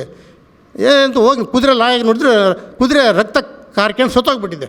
ಆ ಜವಾನ್ ಕರೀತಾರೆ, ಯಾವಾಗ ಸತ್ತೋಗ್ತಾ ಇದ್ದು ಸ್ವಾಮಿ, ನೀವು ಈಗ ತಾನೇ ಹುಲ್ಲು ನೀರು ಹಾಕಿರಿ ಅಂತಂದರೆ ನಾನು ಹಾಕಿದೆ, ಈಗ ಸತ್ತೋಗೈತೆ. ನನಗೆ ಹೆಂಗೆ ಗೊತ್ತು ಸ್ವಾಮಿ? ಮತ್ತು ಹೆಂಗೆ ಅವ್ರಿಗೆ ಆವಾಗ ಹೆಂಡ್ತಿ ಹೇಳಿದ್ರಂತೆ, ರಾತ್ರಿ ಎಲ್ಲ ಹಿಂಗೆ ಆಯ್ತು ಕತೆ. ಆವಾಗ ನೋಡಿ, ಯಾವ ಕಾರಣಕ್ಕೂ ಆ ಸ್ವಾಮಿಗೆ ಶಿಕ್ಷೆ ಕೊಡಬೇಡಿ. ಅದೇನೋ ಮಹಾಸ್ವಾಮಿ ಅವರು ಭಾಳ ಸಾತ್ವಿಕರು, ಭಾಳ ಜ್ಞಾನಿಗಳು, ನೀವು ಕೊಡಬೇಡಿ. ಆಯಿತು. ಬೆಳಗ್ಗೆ ಎಲ್ಲ ಎಲ್ಲ ನಡೀತಾ ಇದೆ ವ್ಯಾಜ್ಯ ಕೋರ್ಟಲ್ಲಿ. ಆಗ ಈ ಸ್ವಾಮಿ ಕೊಂದಾಕಿರೋದು ಕತ್ತಿ ಯಾವುದು ತೋರಿಸಿರು ಅಟೆಂಡ್ ಮಾಡಿರು ಕತ್ತಿ. ಸರಿ, ಇದನ್ನು ನೋಡಿದ್ರೆ ಯಾರೂ ಇಲ್ಲ, ಯಾರು ನೋಡಿದ್ರೆ ಯಾರೂ ಹೇಳಲಿಲ್ಲ. ಸರಿ, ಇದು ಯಾರು ಸಾಕ್ಷಿ ಆಧಾರ ಇಲ್ಲ ಅಂದ್ಬಿಟ್ಟು ಖುಲಾಸ್ ಮಾಡಿಬಿಟ್ರು. ಸರಿ, ಮುಗಿದೋತು. ಈಗ ಆ ಸ್ವಾಮಿ ವಯಸ್ಸಾದಮೇಲೆ ಅಲ್ಲಿ ಸಮಾಧಿ ಆಯಿತು ನೆಲಮಂಗಲದಲ್ಲಿ. ಆನಂತರ ಅವರ ಧರ್ಮಪತ್ನಿ ನಾಗಮ್ಮ ಅಂತ ಅವ್ರದ್ದು ಕಾಲವಾಯಿತು. ಅಲ್ಲಿ ನೀಲಮುನಿ, ಜಲರತ್ನ ಮುನಿ ಇಬ್ಬರು ಗದ್ದಿಗೆ ಇದೆ ನೆಲಮಂಗಲದಲ್ಲಿ. ನಾವು ಮೊನ್ನೆ ಶಿವರಾತ್ರಿಯಲ್ಲಿ ಹೋಗಿ ಒಂದು ಆರಾಧನೆ ಮಾಡ್ಕೊಂಬಂದ್ವಿ. ಅವರ ಧರ್ಮಪತ್ನಿ ನಾಗಮ್ಮ. 3 ಸಮಾಧಿಗಳಿದ್ದಾವೆ. 3 ಸಮಾಧಿಗಳು ನಮ್ಮ ನೆಲಮಂಗಲದ ಮುಖಂಡರುಗಳು ಅಂಜನಮೂರ್ತಿ ಅವರಿದ್ದರು, ದಿವಂಗತ ಮಂತ್ರಿಗಳು, ಮಂತ್ರಿಗಳಾಗಿದ್ದರು ದಿವಂತರ ಅಂಜನಮೂರ್ತಿ ಅಂತೇಳಿ. ಅವರು ಅದರ ಅಧ್ಯಕ್ಷರು. ಎಲ್ಲ ಸೇರ್ಕೊಂಡು ಸಾವಿರಾರು ಜನಕ್ಕೆ, ಲಕ್ಷಾಂತರ ಜನಕ್ಕೆ ಅನ್ನದಾಸ ಮಾಡ್ಕೊಂಡು ಪೂಜೆ ಪುನಸ್ಕಾರ ಮಾಡ್ಕೊಂಡಿದ್ದಾರೆ. ನಮ್ಮ ವಂಶಸ್ಥರು ಯಾರೆಲ್ಲ ಈಗಲೂ ಬಂದ್ರಿ ಅಂತ ಕರೀತಾರೆ ನಮ್ಮನ್ನು. ನಾವು ಸರಿಯಾಗಿ ಹೋಗ್ತಾಯಿಲ್ಲ. ಇವತ್ತಲ್ಲ ನಾಳೆ ನಾವು ಹೋಗಿ ಅದನ್ನು ಎಲ್ಲ ಅಭಿವೃದ್ಧಿ ಮಾಡ್ಬೇಕಂತ ಇದೆ. ಅಲ್ಲಿಂದ ಬಂದುಬಿಟ್ಟು ಕೋಟೆಗಳಿಗೆ ಬಂದರು. ಉಳಿದರು ಯಾರ್ಯಾರು ಅಲ್ಲಿ ಸತ್ತೋಗ್ತಾರೋ ಅಲ್ಲಿಗೆ ಸಮಾಧಿ ಮಾಡೋದು ಬರೋದು. ಶ್ರೀಶೈಲದಿಂದ, ವಿಜಯವಾಡದಿಂದ, ಕಡಪದಿಂದ, ನೆಲಮಂಗಲದಿಂದ ಬರುವಾಗ ಅವರೇ ಮಾಡೋರಂತೂ ಜಮ್ಮುನೇರಳೆ ಹಣ್ಣಿನ ಕಡ್ಡಿನ ನೆಟ್ಕೊಂಬರೋರಂತೆ. ಜಮ್ಮುನೇರಳೆ ಕಡ್ಡಿ ನೆಟ್ಕೊಂಬಂದು ಬೆಳಿಗ್ಗೆ ಫಲ ಕೊಟ್ಟರೆ ಅಲ್ಲಿ ಮಠ ಕಟ್ಟೋದು. ಎಲ್ಲೆಲ್ಲೂ ಫಲ ಕೊಡಲಿಲ್ಲ. ಕೋಡಿಹಳ್ಳಿಗೆ ಬಂದು ಅಲ್ಲಿ ನೆಟ್ರಂತೆ. ಅಲ್ಲಿ ಏನೋ ಒಂದು ಜಾಗ ನೋಡಿದರು, ಕೆರೆ ಮುಂದ್ಗಡೆ ಜಾಗ ವಿಶಾಲವಾಗಿತ್ತು, ನೀರು ಕಾಣ್ತಾ ಇತ್ತು. ಏನೋ ಒಂದು ಸಂತೋಷ ಆಯಿತು. ಆ ಕಡ್ಡಿ ಇಟ್ಟರು ಬೆಳಗ್ಗೆ ಹಣ್ಣು. ಆಗ ಆ ಹಣ್ಣು ನೋಡಿದ ತಕ್ಷಣ ಇಲ್ಲಿ ಮಠ ಕಟ್ಟಬೇಕು ಅಂತ ಎಲ್ಲ ಹೇಳಿ ಆ ಊರಿನ ಅವಾಗ ಸ್ವಲ್ಪ ಎಲ್ಲ ನವೀನತೆ ಬಂದಿತ್ತು. ಹಾಗೆ ಮಾಡ್ರನೈಸು ಸ್ವಲ್ಪ ಎಲ್ಲ ವಿಜ್ಞಾನ ಎಲ್ಲ ಶುರುವಾಗಿತ್ತು. ಆಗ ಒಂದು ಯಾರ್ಯಾರಿಗೆ ಹೇಳ್ಬಿಟ್ಟು ಸುದ್ದಿ ಕೊಟ್ಟು ಕಲ್ಲು ತಗೊಂಬರ್ರಿ, ಸುಣ್ಣ ತಗೊಂಬರ್ರಿ, ಮರಳು ತಗೊಂಬರ್ರಿ ಅಂತ ಎಲ್ಲ ಕಡೆ ಹೇಳಿ ತಂದು ಕತ್ತೆಯಿಂದ, ಕುದುರೆಯಿಂದ, ಗಾಡಿಯಿಂದ ಏರ್ಕೊಂಡು ಬಂದು ಸುತ್ತಮುತ್ತ ಹಳ್ಳಿಗಳು, ಇಲ್ಲಿ ಚಿತ್ರದುರ್ಗ, ತುಮಕೂರು, ಈ ದಾವಣಗೆರೆ ಏನು ಹಳ್ಳಿಗಳು ಸುತ್ತಮುತ್ತ ಮಠ ಕಟ್ಟೋಕ್ಕೆ ಮಣ್ಣೊತ್ತು ಜನ ಅಂತ ಹೇಳ್ತಿದ್ರು ಪೂರ್ವಿಕರು. ಮಠ ಕಟ್ಟೋಕ್ಕೆ ನಾವು ಮಣ್ಣೊತ್ತು ತಂದು ಹಾಕಿದ್ದೀವಿ. ಮಣ್ಣೊತ್ತೋರು ನಾವು, ಮಠಕ್ಕೆ ಮಣ್ಣೊತ್ತೋರು. ತಲೆ ಮೇಲಿಂದ, ಕತ್ತೆಯಿಂದ, ಕುದುರೆಯಿಂದ, ಗಾಡಿಯಿಂದ ಮಣ್ಣು ಅಂದರೆ ಸಲಕರಣೆ, ಆಗಿನ ಇದು ಮೆಟೀರಿಯಲ್ಸು, ಸುಣ್ಣ, ಮರಳು, ಕಲ್ಲು, ಜಲ್ಲಿ. ಅದಕ್ಕೆ ತಂದು ಅಲ್ಲಿ ಸುರಿ ಮಠಕ್ಕೆ ನಾವು ಮಣ್ಣೊತ್ತಿದ್ದೀವಿ ಅಂದರೆ ಮಠ ಕಟ್ಟಿರ್ತಕ್ಕಂಥವ್ರು. ಹಾಗೆ ಮಠ ಕಟ್ಟಿ ಅದನ್ನು ಕಾರ್ಯಕ್ರಮ ನಡೆಸ್ಕೊಂಡ್ಬಂದರು. ಆ ಶಿವಮುನಿ ಸ್ವಾಮಿ ಅಂತಕ್ಕಂಥವ್ರು ನಮ್ಮ ತಾತರು, ರುದ್ರಾಕ್ಷಮುನಿ ಸ್ವಾಮಿಗಳು ತಂದೆ. ಅವರು ಸಹ ಅಲ್ಲೆಲ್ಲ ಮಠ ಕಟ್ಟಿಸಿ ಎಲ್ಲ ಅಭಿವೃದ್ಧಿ ಮಾಡಿದರು. ಬರ್ತಾ ಅವ್ರ ಕಾಲವಾದರೂ ಅಲ್ಲೇ ಸಮಾಧಿ ಆಯಿತು.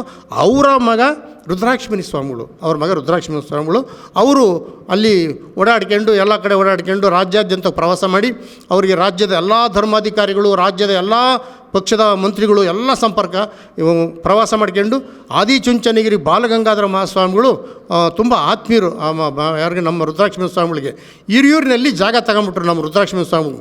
National highway NS4 T V ಮುಂಭಾಗ ನಮ್ಮ ಪಕ್ಕ 1-2 ಎಕರೆ ಜಮೀನು ತಗೊಂಬಿಟ್ಟು ಇಲ್ಲಿ ಬಾಲಗಂಗಾಧರ ಸ್ವಾಮಿಗಳು ಪರಿಚಯ ಆಯಿತು. ಅವರ ಆತ್ಮೀಯತೆ ಬೆಳೀತು. ಅದಕ್ಕೆ ಅವ್ರು ಬಾಲಗಂಗಾಧರ ಮಹಾಸ್ವಾಮಿ ಒಕ್ಕಲಿಗ ಜನಾಂಗದ ಗುರುಗಳು. ನಾವು ದಲಿತ ಅಂದರೆ ಮಾದಿಗ ಜನಾಂಗ, ನಾವು ಅಸ್ಪೃಶ್ಯ ಜನಾಂಗ. ನಾವು ಅಸ್ಪೃಶ್ಯ ಜನಾಂಗಕ್ಕೆ ನಮ್ಮನ್ನೆಲ್ಲ ದೂರ ಇಟ್ಟಂಥ ಸಮಾಜ, ನಮ್ಮನ್ನು ದೂರ ಇಟ್ಟಂಥ ಸಮಾಜನ ಹತ್ತಿರ ಕರೆದು ನಮ್ಮನ್ನು ಪ್ರೀತಿಯಿಂದ ನಿಮಗೇನು ಬೇಕು ಹೇಳಿ ನಾನು ಕೊಡ್ತೀನಿ, ಮಠ ಇಲ್ಲ, ಹಿರಿಯರಾಗ ಒಂದು ಜಾಗ ಇದೆ, ಆ ಮಠ ಕಟ್ಸ್ಕೊಡ್ತೀನಿ, ನಿಮ್ಗೇನು ಬೇಕು ಹೇಳಿ, ಸ್ಕೂಲ್ ಬೇಕು, ಸ್ಕೂಲ್ ಮಾಡಿಕೊಡ್ತೀನಿ, ಎಲ್ಲ ಥರದ ನಮಗೆ ಸೌಕರ್ಯ ಮಾಡಿಕೊಟ್ಟು ಪ್ರೀತಿಯಿಂದ ಅಸ್ಪೃಶ್ಯತೆ ಅನ್ನೋದನ್ನ ಅವರಲ್ಲಿ ಎಳ್ಳಷ್ಟು ತೋರಿಸ್ದಲೇ ನಮ್ಗೆ ಆತ್ಮೀಯ ಪ್ರೀತಿಯಿಂದ ಕರೆದು ನಮಗೆ ಆಹಾರ ಕೊಟ್ಟರು, ಸೂರು ಕೊಟ್ಟರು, ನೆಲೆ ಕೊಟ್ಟರು, ಮಠ ಕಟ್ಬಿಟ್ಟು ಎಲ್ಲ ಥರ ಸೇವೆ ಮಾಡಿದಂಥ ಮಹಾನ್ ಮೇರು ಪುರುಷ, ದೈವ ಪುರುಷ ದಿವಂಗತ ಬಾಲಗಂಗಾಧರ ಮಹಾಸ್ವಾಮಿಗಳು ದೇವರಿದ್ದಂಗೆ ನಮಗೆ. ಅವರ ಈ ಎರಡನೇ ಸ್ವಾಮಿಗಳು ನಿರ್ಮಾಣ ಸ್ವಾಮಿಗಳು ಅವರು ನಮ್ಮ ಮೇಲೆ ಅಪಾರವಾದ ಪ್ರೀತಿ ಇಟ್ಟಿದ್ದಾರೆ. ನಾವು ಅದೇ ಥರ ಗೌರವ ಇಟ್ಟಿದ್ದೀವಿ. ಸದಾ ನಾವು ಸಂಪರ್ಕದಲ್ಲಿದ್ದೀವಿ. ಆ ಮಠಕ್ಕೆ ಏನೇ ಕಾರ್ಯಕ್ರಮ ಆದರೂ ಹೋಗಿ ನಾವು ಮಠದಿಂದ ಅವ್ರಿಗೆ ಗೌರವ ಸಮರ್ಪಣೆ ಮಾಡಿ ಆ ಸ್ವಾಮಿಯ ಆಶೀರ್ವಾದ ತಗೊಂಡು ಬರ್ತೀವಿ. ನಮ್ಮ ಮಠ ಯಾವತ್ತೂ ಬಾಲಗಂಗಾಧರ ಮಹಾಸ್ವಾಮಿಗಳು ಅಂದರೆ ಆದಿಚುಂಚನಗಿರಿ ಸ್ವಾಮಿಗಳು ಅಂದರೆ ನಿರ್ಮಲಾನಂದ ಸ್ವಾಮಿಗಳಿಗೆ ನಾವು ಯಾವತ್ತೂ ಚಿರಋಣಿಯಾಗಿರ್ತೀವಿ. ನಮ್ಮ ಉಸಿರಿರೋವರೆಗೂ, ನಮ್ಮ ಜೀವಿತ ಅವಧಿವರೆಗೂ ನಮ್ಮ ವಂಶಕ್ಕೆ ನಾವು ಹೇಳೇ ಸಾಯೋದು. ಈ ವಂಶ ಈ ಆದಿಚುಂಚನಗಿರಿ ಮಠಕ್ಕೆ ಯಾವಾಗಲೂ ನಡ್ಕೋಬೇಕು ಅಂತ ಅದನ್ನ ಹೇಳ್ತಾ ಇದ್ವಿ. ಈಗ ಇಲ್ಲಿ ಬಂದ ಮೇಲೆ, ಈ ಮಠಕ್ಕೆ ಬಂದ ಮೇಲೆ, ಈ ಜಾಗಕ್ಕೆ ಬಂದ ಮೇಲೆ ಬಾಲಗಂಗಾಧರ ಸ್ವಾಮೀಜಿ ಮಠ ಕಟ್ಸ್ಕೊಟ್ರು. ಆ ಮಠದಲ್ಲೇ ನಾವು ಇದ್ದೀವಿ, ವಾಸ್ತವ್ಯ ಹೂಡಿದ್ದೀವಿ, ಸದಾ ಇಲ್ಲೇ ಇರ್ತೀವಿ, ಶಾಖಾ ಮಠ. ಆನಂತರ ನಮ್ಮ ಜಿ ಪರಮೇಶ್ವರು ಈಗೇನು ಹೋಮ್ ಮಿನಿಸ್ಟರ್ ಆಗಿದ್ದಾರೆ, ಅವ್ರ ತಂದೆ ಎಚ್.ಎಂ. ಗಂಗಾಧರಯ್ಯ ತುಂಬ ಆತ್ಮೀಯರು, ನಮ್ಮ ರುದ್ರಾಕ್ಷ ಸ್ವಾಮಿಗಳಿಗೆ ತುಂಬ ಆತ್ಮೀಯರು. ಅವರಿಬ್ಬರು ಅಸ್ಪೃಶ್ಯತೆ ಬಗ್ಗೆ ಮದುವೆ ಮಾಡೋ ಟೈಮಲ್ಲಿ ಕೋಣ ಕಡಿತಿದ್ರು. ಇವರಿಬ್ಬರು ಓಡಾಡಿಬಿಟ್ಟು ಎಲ್ಲ ಕಡೆ ತುಮಕೂರು, ಈ ಚಿತ್ರದುರ್ಗ ಓಡಾಡಿಬಿಟ್ಟು ಆಗಿನ ಕಾಲದ 100 ವರ್ಷದಿಂದ ಕೋಣ ಕಡಿಬೇಡಿ ಅಂತ ನಿಲ್ಲಿಸ್ಬಿಟ್ರು. ಈಗ ಕೋಣ ಯಾರು ಕಡಿತಲ್ಲ, ಸಿಹಿ ಮಾಡ್ತೀವಿ, ಎಲ್ಲ ಸಿಹಿ.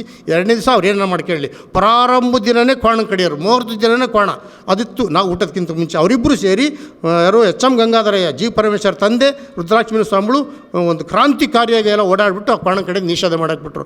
ಎಲ್ಲ ಆಗಿ ಇಷ್ಟೆಲ್ಲ ಆಗಿ ಕೊನೆಗೆ ಅವರು ಆ ಪ್ರೀತಿಗೆ, ಆ ವಿಶ್ವಾಸಕ್ಕೆ, ನಮ್ಮ ಮೇಲೆ ಇರ್ತಕ್ಕಂಥ ಭಕ್ತಿಗೆ ಜಿ ಪರಮೇಶ್ವರು ಅವರೇ ಅವ್ರ ತಂದೆ ಇದ್ದಾಗ 4 ರೂಮ್ ಕಟ್ಟಿಸ್ಕೊಟ್ರು, ಹೈಸ್ಕೂಲ್ ಓಪನ್ ಮಾಡಿಸ್ಕೊಟ್ರು. ಆನಂತರ ನಮ್ಮ ಎಚ್. ಆಂಜನೇಯ ರಾಜ್ಯದ ಸಮಾಜ ಕಲ್ಯಾಣ ಮಂತ್ರಿ ಅವರು ಮನಸ್ಸು ಮಾಡಿ ಇಲ್ಲೊಂದು ಕಟ್ಟಡ 2 ಕೋಟಿ ರೂಪಾಯಿ ಕಟ್ಟಡಕ್ಕೆ ಶಾಂಕ್ಷನ್ ಮಾಡಿಕೊಟ್ರು. ಕಟ್ಟಡ ಆಗಿದೆ, ಇನ್ನೂ ಸ್ವಲ್ಪ ಇದೆ, ಇನ್ನೂ ಒಂದು 10% ಇದೆ. ಅದೆಲ್ಲ ಫಿನಿಷಿಂಗ್ ಆದಮೇಲೆ ನಾವು ಅದ್ದೂರಿಯಿಂದ ವೈಭವದಿಂದ ಓಪನ್ ಮಾಡಿದ್ವಿ. ರಾಜ್ಯದ ಎಲ್ಲ ಜನಗಳು ಕರೆಸಿ, ಎಲ್ಲ ಸ್ವಾಮಿಗಳು ಕರೆಸಿ, ಎಲ್ಲ ಮಾಧ್ಯಮದವ್ರು ಕರೆಸಿ ನಾವು ಇದನ್ನ ಓಪನ್ ಮಾಡಿಸ್ತೀವಿ. ಆಮೇಲೆ ಈಗ ಈ 2 ಎಕರೆ ಜಾಗ ಮಹಾಸ್ವಾಮಿ ಬಾಲಗಂಗಾಧರ ಸ್ವಾಮಿಗಳು ಅವ್ರ ಆಶೀರ್ವಾದದಿಂದ ಸರ್ಕಾರ ಎಲ್ಲ ಕಾಂಪೌಂಡ್ ಕಟ್ಸಿಕೊಡ್ತು, ನೀರಿನ ಸೌಕರ್ಯ ಮಾಡಿಕೊಡ್ತು, ಎಲ್ಲ ಸಕಲ ಸೌಲಭ್ಯ ಮಾಡಿಕೊಟ್ಬಿಟ್ರೆ ಎಲ್ಲ ಬಾಲಗಂಗಾಧರ ಮಹಾಸ್ವಾಮಿಗಳ ಆಶೀರ್ವಾದದಿಂದ ಸದಾ ನಾವು ಅವ್ರನ್ನ ದೇವರು ಅಂತ ನಾವು ಪೂಜೆ ಮಾಡ್ತೀವಿ. ದೇವರು ನಾವು ನೋಡಿಲ್ಲ, ನಾವು ನೋಡೇ ಇಲ್ಲ. ಆ ದೇವ್ರ ಮುಖನ ನಾವು ಬಾಲಗಂಗಾಧರ ಸ್ವಾಮಿಗಳ ಮುಖದಲ್ಲಿ ನೋಡಿದ್ದೀವಿ. ನಾವು ಹುಟ್ಟಬಾರ್ದವರು ಅಸ್ಪೃಶ್ಯರು, ಚಪ್ಪಲಿ ಹೊಲಿತಕ್ಕಂಥ ಚರ್ಮಕಾರ ನಮ್ಮದು. ಆ ಚರ್ಮಕಾರರ ವಂಶಸ್ಥರನ್ನ ದೂರ ಇಡ್ತಕ್ಕಂಥ ಸಮಾಜ ಇದೆ ಈಗಲೂ ಜೀವಂತವಾಗಿ. ಆದರೆ ಈ ಬಾಲಗಂಗಾಧರ ಮಹಾಸ್ವಾಮೀಜಿಯವರು ಅದು ಒಕ್ಕಲಿಗ ಸಮಾಜದ ಪೀಠಾಧಿಪತಿಗಳು, ನಾವು ಒಂದೇನೆ, ಗುರುಗಳೆಲ್ಲ ಒಂದೇನೆ, ಅಬ್ಬಿರು ಒಂದೇ ಅಂದ್ಬಿಟ್ಟು ನಮ್ಮನ್ನು ಹೃದಯಕ್ಕೆ ಬರಮಾಡ್ಕೊಂಡ್ರು. ಹೃದಯಕ್ಕೆ ಯಾವ ಬರಮಾಡ್ಕೊಂಡ್ರೆ ನಮಗೆ ಯಾವತ್ತೂ ನೀವೇ ನಮ್ಮ ದೈವ ಅಂತ ನಾವು ಪೂಜೆ ಮಾಡ್ತಾಯಿದ್ವಿ. ಹೀಗಾಗಿ ಈಗೇನು ಇತ್ತೀಚೆಗೆ ಸರ್ಕಾರದಲ್ಲಿ ನಮ್ಮ ಜನಕ್ಕೆ ಭಾಳ ಅನ್ಯಾಯ ಆಗ್ತಾಯಿದೆ, ಭಾಳ ಒಂದು ತೊಂದರೆ ಆಗ್ತಾಯಿದೆ. ಈ ಏನು ನಾವು ಬಹುಸಂಖ್ಯಾತರು ರಾಜ್ಯದಲ್ಲಿ ಚರ್ಮಕಾರ ಮಾಡ್ಕೊಂಡು, ಚಪ್ಪಲಿ ಕೆಲಸ ಮಾಡ್ಕೊಂಡು, ಬಸವಣ್ಣ ಚಪ್ಪಲಿ ಮಾಡೋರ ಮನೆಗೆ ಬಂದರು, ಆಮೇಲೆ ಚಪ್ಪಲಿ ಮಾಡೋರ ಮನೆಗೆ ಬಂದು ಊಟ ಮಾಡಿದರು. ಶಿವಪಾರ್ವತಿನೂ ಬಂದು ಊಟ ಮಾಡಿದ್ರು ಚಪ್ಪಲಿ ಮಾಡೋರು. ಮಾದರ ಚೆನ್ನಮ್ಮನಿಗೆ, ಅರಳೆ ಮನೆಗೆ ಬಂದು ಬಸವಣ್ಣಗೆ ಗೊತ್ತಾಗಿ ನಮ್ಮ ಮೇಲೆ ಭಾಳ ಪ್ರೀತಿಯಾಗಿ ಚಪ್ಪಲಿನ ತಲೆ ಮೇಲೆ ಇಟ್ಕೊಂಡ್ಬಿಟ್ರು. ಮಾದಾರ ಚೆನ್ನೆ ಮಾಡಿರ್ತಕ್ಕಂಥ ಅರಳೆ ಮಾಡಿರ್ತೆ ಚಪ್ಪಲಿ ತಲೆ ಮೇಲೆ ಇಟ್ಕೊಂಡು ಜಗಜ್ಯೋತಿ ಆದರು. ಪ್ರಪ್ರಥಮಗೆ ಬಸವಣ್ಣಂಗೆ ಹೋಗಲಿಲ್ಲ ಶಿವಪಾರ್ವತಿ. ಫಸ್ಟ್ಗೆ ಮಾದಿರ ಮನೆಗೆ ಬಂದು ಊಟ ಮಾಡಿದ ಮೇಲೆ ಆಮೇಲೆ ಬಸವಣ್ಣ ಮನೆಗೆ ಹೋದರು. ಬಸವಣ್ಣ ಈ ವಿಷಯ ತಿಳ್ಕೊಂಡು ನನಗಿಂತ ಇವನೇ ಶ್ರೇಷ್ಠ ಅಂದ್ಬಿಟ್ಟು ಶರಣು ಅಂತ 2-3 ನಮಸ್ಕಾರ ಮಾಡಿದರು ಈ ಚರ್ಮಕಾರರಿಗೆ. ಅದರಿಂದ ಜಗಜ್ಯೋತಿ ಬಸವೇಶ್ವರ ನಮ್ಮ ಮೇಲೆ ಅಪಾರವಾದ ಪ್ರೀತಿ, ದಲಿತರನ್ನ ಸವರ್ಣೀಯರನ್ನ ಒಂದು ಮಾಡ್ತಕ್ಕಂಥ ಕ್ರಾಂತಿಕಾರಿ ಪುರುಷ. ಆ ಕ್ರಾಂತಿಕಾರಿ ಪುರುಷ ಅವರು ನಿಜವಾಗ್ಲೂ ನಮಗೆ ದೇವರು. ಅವರು ಅಂಥ ಒಳ್ಳೆ ಕೆಲಸ ಮಾಡಿರ್ತಕ್ಕಂಥವ್ರಿಗೆ ಯಾರೇ ಆಗಲಿ ದಲಿತರು ಉದ್ಧಾರ ಮಾಡೋಕ್ಕೆ ಬಂದವರಿಗೆಲ್ಲ ಸಾವು. ಯಾಕೆಂದರೆ ದಲಿತರು ಉದ್ಧಾರ ಮಾಡಿದ್ರೆ ಇವರು ಇನ್ನೂ ಬೆಳೆದ್ಬಿಡ್ತಾರೆ. ನಮಗೆಲ್ಲ ನಮ್ಮ ಚಪ್ಪಲಿ ನಾವೇ ಹೊಲ್ತ್ಕೋಬೇಕು, ನಮ್ಮ ಜಮೀನು ನಾವೇ ಬಿದ್ಕೋಬೇಕು ಅಂದ್ಬಿಟ್ಟು ಅವರಿಗೆ ತೊಂದರೆ ಕೊಟ್ಟು, ಅವರ ಸಾಮಾನ್ಯ ನನ್ನ ಸ್ವಂತ ಅನುಭವ, ಅವರಿಗೆ ಯಾರೋ ಹೊಡೆದಾಕಿರ್ಬೇಕು, ನಮ್ಮ ಬಸವಣ್ಣನಿಗೆ ಯಾರೋ ಹೊಡೆದಾಕಿರ್ಬೇಕು, ಅಥವಾ ಅವರು ಮನನೊಂದು ಆತ್ಮಹತ್ಯೆ ಮಾಡ್ಕೊಂಡಿರ್ಬೇಕು. ಆತ್ಮಹತ್ಯೆ ಮಾಡ್ಕೊಳ್ಳೋ ಮನುಷ್ಯ ಅಲ್ಲ. ಯಾರು ಲೋಕ ಕಲ್ಯಾಣಕ್ಕೆ ಬರ್ತಾರೋ ಅವ್ರಿಗೆ ಸಾವು. ಲೋಕ ಕಲ್ಯಾಣಕ್ಕೆ ಬಂದಿರತಕ್ಕಂಥ ಅವರಿಗೆ ಸಾವು ಅಂದರೆ ಹೊಡೆದಾಕಿ ಸಾಯಿಸಿಬಿಟ್ಟು ಆ ಒಂದು ನೀರಿಗೆ ಹಾಕಿದ್ದಾರೆ, ಅಲ್ಲಿ ಉನುಗುಂದ ಕೂಡಲ ಸಂಘಕ್ಕೆ ಹಾಕಿದ್ದಾರೆ. ಸತ್ತೋದ ಅಂತ ಬರೆದ್ರೆ ಮರ್ಯಾದಿರಲ್ಲ ಅಂದ್ಬಿಟ್ಟು ಐಕ್ಯವಾದರು ಅಂತ ಬಂತು. ಅದಂಗೆ ಶಿವಬಂಧು ಕರ್ಕೊಂಬಂದು ಬಿಡಬೇಕಾಯಿತು. ತಾಯಿ ಗರ್ಭದಲ್ಲಿ ಹುಟ್ಟಿದ ಮೇಲೆ ತಾಯಿ ಸಾವು, ಯಾರೇ ತಾಯಿ ಗರ್ಭದಲ್ಲಿ ಉಂಡ್ರು ಸಾವು. ಪ್ರತಿಯೊಬ್ಬ ಚಕ್ರವರ್ತಿ ಮುನಿಗಳಾಗಲಿ, ಬಸವೇಶ್ವರ ಮಹಾಸ್ವಾಮಿ ತಾಯಿ ಗರ್ಭದಗುಂಡಿದ ಮೇಲೆ ಸಾವು ಇದೆ. ಅವರು ಸತ್ತೋಗಿಲ್ಲ, ಸಾಯಿಸಾಕಿದ್ರು ಆ ಸಮಾಜ. ಅದರಿಂದ ನಂತರ ನಮ್ಮ ಬಗ್ಗೆ ಪ್ರೀತಿಯಾಗಿ ನೆಹರು ದಲಿತರ ಕಂಡ್ರೆ ಭಾಳ ಪ್ರೀತಿ, ಅವ್ರಿಗೂ ವ್ಯತ್ಯಾಸ ಆಯಿತು. ಇಂದಿರಾ ಗಾಂಧಿ ದಲಿತರ ಕಂಡ್ರೆ ಭಾಳ ಪ್ರೀತಿ, ಅವ್ರಿಗೂ ವ್ಯತ್ಯಾಸ ಆಯಿತು. ರಾಜೀವ್ ಗಾಂಧಿ ದಲಿತರ ಕಂಡ್ರೆ ಪ್ರೀತಿ, ಅವ್ರಿಗೂ ವ್ಯತ್ಯಾಸ ಆಯಿತು. ಗಾಂಧೀಜಿ, ಮಹಾತ್ಮ ಗಾಂಧೀಜಿಗೂ ಪ್ರೀತಿ, ದಲಿತರ ಕಂಡ್ರೆ ಅವ್ರಿಗೂ ವ್ಯತ್ಯಾಸ ಆಯಿತು. ಹೀಗಾಗಿ ಯಾರು ದಲಿತರು ಉದ್ಧಾರ ಮಾಡೋಕ್ಕೆ ಬಂದು ಅವ್ರಿಗೆಲ್ಲ ನೋವು. ಯಾಕೆಂದರೆ ನಾವು ನೊಂದಿರ್ತಕ್ಕಂಥ ಸಮಾಜ, ಬೆಂದಿರ್ತಕ್ಕಂಥ ಸಮಾಜ. ಅದರಿಂದ ನಮ್ಗೆ ಯಾರಾದರೂ ಒಬ್ರು ಮೇಲೆ ಕೆತ್ತಾರೆ ಅಂದರೆ ಅವ್ರಿಗೆ 108. ಈಗ ನಮಗೆ ಒಳ ಮೀಸಲಾತಿ ಕೇಳ್ತಾ ಇದ್ದೀವಿ. ಒಳ ಮೀಸಲಾತಿ ಕೇಳೋಕ್ಕೆ ಬಂದಾಗ ಕೊಡಬೇಡ್ರಿ ಅಂತ ಎಷ್ಟೋ ಜನ ಹೇಳ್ತಾ ಇದ್ದಾರೆ. ನಾವೇನು ಅನ್ಯಾಯ ಮಾಡಿದ್ವಿ, ಏನು ಪಾಪ ಮಾಡಿದ್ವಿ? ನಾವು ನಿಮ್ಮ ಸೇವೆ ಮಾಡಿದ್ವಿ, ನಿಮ್ಮ ಹೊಲ ಬಿತ್ತಿದ್ವಿ, ನಿಮ್ಮ ಚಪ್ಪಲಿ ಹೊಲ್ಕೊಟ್ಟಿದ್ವಿ, ನಿಮ್ಮ ಮನೆ ಕಟ್ಟಿದ್ದೀವಿ, ನಿಮ್ಮ ಗುಡಿ ಕಟ್ಟಿದ್ದೀವಿ, ನಿಮ್ಮ ಮನೆ ಅಂಗಳ ಸಾರಿಸಿದ್ದೀವಿ, ಎಲ್ಲ ನಾವು ಸೇವೆ ಮಾಡಿದಂಥವ್ರಿಗೆ ನಮಗೆ ಯಾಕೆ ಈ ಶಿಕ್ಷೆ? ನಾವು ಕೇಳ್ತಾ ಇರೋದು ನ್ಯಾಯ ಕೇಳ್ತಾ ಇದ್ವಿ. ನಾವು ನಿಮ್ಮ ಪಾಲು ಕೇಳ್ತಾ ಇಲ್ಲ, ನಮಗೆ ಕೊಡ್ತಕ್ಕಂಥ ಪಾಲು ಕೊಡಿ. ನಮಗೆ ಏನು ಒಳ ಮೀಸಲಾದೀವ, ನಮ್ಮ ಛಲವಾದಿ ಅಣ್ತಮ್ಮಳು, ನೀವು ಇದಕ್ಕೆ ಒಂದು ಬೆಂಬಲ ಕೊಡಬೇಕು, ನಿಂತ್ಕೋಬೇಕು. ಇಡೀ 30 ವರ್ಷದಿಂದ ಬರೀ ವಾದಿಗೆರೆ ಹೊರಗೆ ನಿಂತ್ಕೊಂಡು ಒಳ ಮೀಸಲಾತಿಗೆ ನಾವು ಕೇಳ್ತಾ ಇದ್ವಿ. ನೀವು ಸಹ ನಮ್ಮ ಅಣ್ತಮ್ಮಳು ಇಬ್ಬರು ಒಂದೇ ಹೊಟ್ಟೆಗೆ ಹುಟ್ಟಿರೋರು. ಛಲ ಆದಿ ಮಹಾ ಆದಿ ಇಬ್ಬರು ಒಂದೇ ಹೊಟ್ಟೆಗೆ ಹುಟ್ಟಿರ್ತಕ್ಕಂಥದ್ದು. ನೀವು ತಮ್ಮ, ನಾವು ಅಣ್ಣ. ನಾವಿಬ್ಬರು ಒಂದಾದರೆ ರಾಜ್ಯ ರಾಷ್ಟ್ರ ಹೇಳ್ಬೋದು. ನಾವು ಒಂದಾದರೆ, ಒಲಮಾದಿಗರು ಒಂದಾದರೆ ರಾಜ್ಯ ರಾಷ್ಟ್ರ ಹೇಳ್ಬೋದು. ಅಂಬೇಡ್ಕರು ಬಸವ ಬುದ್ಧ ಈ 3 ಜನಗಳ ನಾವು ಆರಾಧಕರು. ಇವರಿಬ್ಬರು ಅಸ್ಪೃಶ್ಯರು, ಮುಟ್ಟಬಾರ್ದವರು. ರಾಜ್ಯದಲ್ಲಿ ಅಸ್ಪೃಶ್ಯರಿಗೂ ರಾಜ್ಯ ಆಳ್ಬೇಕು ಅನ್ನೋದು. ದಲಿತರಂದು 100 ಜನ ಬರ್ತಾರೆ, ಅಸ್ಪೃಶ್ಯಂದ್ರೆ ಇಬ್ಬರೇ, ಒಲೆಯರು ಮಾದ್ರು. ಇವರಿಬ್ಬರು ಒಂದಾದರೆ ನಾವು ರಾಜ್ಯ ಹೇಳ್ಬೋದು. ಅದಕ್ಕೋಸ್ಕರ ಮುಂದಿನ ದಿನಗಳಲ್ಲಿ ಈ ಒಂದು ಶ್ರಾವಣ ಮಾಸದಲ್ಲಿ ನಾವು ಈ ಒಂದು ಪವರ್ ನ್ಯೂಸ್ ಚಾನಲ್ಲು ಮಾಲೀಕರು ವೇಣುಗೋಪಾಲು ಮತ್ತು ಅವರ ಕ್ಯಾಮರಾಮ್ಯಾನು, ಅವರ ಒಂದು ಸಿಬ್ಬಂದಿ ವರ್ಗ, ಅವರ ಒಂದು ಚಾಲಕರು ಬಂದು ನಮ್ಮ ಮೂಲ ಮಠಕ್ಕೆ ಬಂದು ಸಂಕ್ಷಿಪ್ತವಾಗಿ ಅಲ್ಲಿ ಮಾಹಿತಿ ತಗೊಂಡು ಶಾಖಾ ಮಠಕ್ಕೆ ಬಂದು ಇಲ್ಲಿ ವಿವರವಾಗಿ ವಿಷಯ ತಗೊಂಡು ಈ ಚಾನಲಿಂದ ಈ ಒಂದು ಪ್ರಸಾರ ಮಾಡಲಿ, ಬಿತ್ತರಿಸಲಿ. ಈ ಒಂದು ವಿಚಾರನ ಸತ್ಯ ಸಂಗೀತಿ ಬಯಲಿ ಬರಬೇಕು. ಈ ಒಂದು ಸಮಾಜಕ್ಕೆ ಆಗಿರ್ತಕ್ಕಂಥ ಅನ್ಯಾಯ, ಈ ಸಮಾಜಕ್ಕೆ ಆಗಿರ್ತಕ್ಕಂಥ ಮೋಸ ಸರಿಪಡಿಸ್ಬೇಕು. ಯಾವುದು BJP ಆಗಲಿ, ಕಾಂಗ್ರೆಸ್ ಆಗಲಿ, ದಳನೇ ಆಗಲಿ, ನಮಗೆ ಯಾವ ಪಕ್ಷ ಬೇಕಾಗಿಲ್ಲ.